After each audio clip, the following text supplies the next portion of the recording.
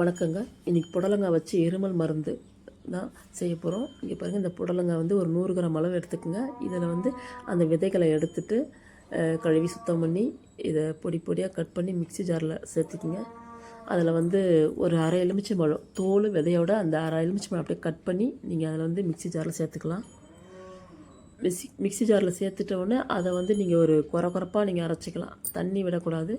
அதில் வர்ற அந்த ஜூஸ் தாங்க நமக்கு மருந்து.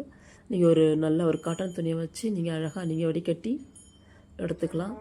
அதிக அற்புதமான மருந்துங்க. எப்படிப்பட்ட இருமலும் இது வந்து இயற்கை முறையில் எந்த ஒரு பக்க விளைவும் வராதுங்க. அதிக அற்புதமாக வேலை செய்யுங்க.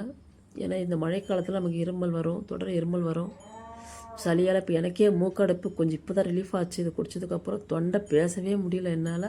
இதை குடித்ததுக்கப்புறம் கொஞ்சம் சரியாயிடுச்சு. பார்த்திங்களா, இந்த ஜூஸ் தாங்க. இது புழிஞ்சால் நிறையா தான் வரும். நீங்கள் யாராவது வீட்டில் இருக்கவங்க மற்றவங்களாம் கொடுக்கலாம். அது யாருன்னா சும்மா இருக்கவங்க கூட குடிக்கலாம். ஆனால் எந்த ஒரு ப்ராப்ளம் இல்லை, பக்க விளைவு கிடையாது. நீங்கள் எடுத்துக்க வேண்டியது வந்து 3 ஸ்பூன் தான் எடுக்கணும், அதிகமாக எடுக்கக்கூடாது. பிள்ளைகளுக்கு வந்து குழந்தைங்கள்லாம் இருந்தால் 1 ஸ்பூன் போதும். சின்ன குழந்தைங்கள இருந்தால் ஒரு அரை ஸ்பூன் போதும். யாருக்குமே எந்த ஒரு பக்க விளைவும் வராதுங்க. அவ்வளோ அற்புதமான ஒரு இந்த ஜூஸு, புடலங்காய் ஜூஸு. ஆனால் சளி பிடிச்சிருக்கு, எனக்கு கோல்டாக இருக்குது, அது இருக்குது, எந்த ஒரு அந்த இது பேச்சுக்கு இடமில்லை. எல்லாருமே சளி பிடிச்சிருந்தாலும் குடிக்கலாம். நன்றி.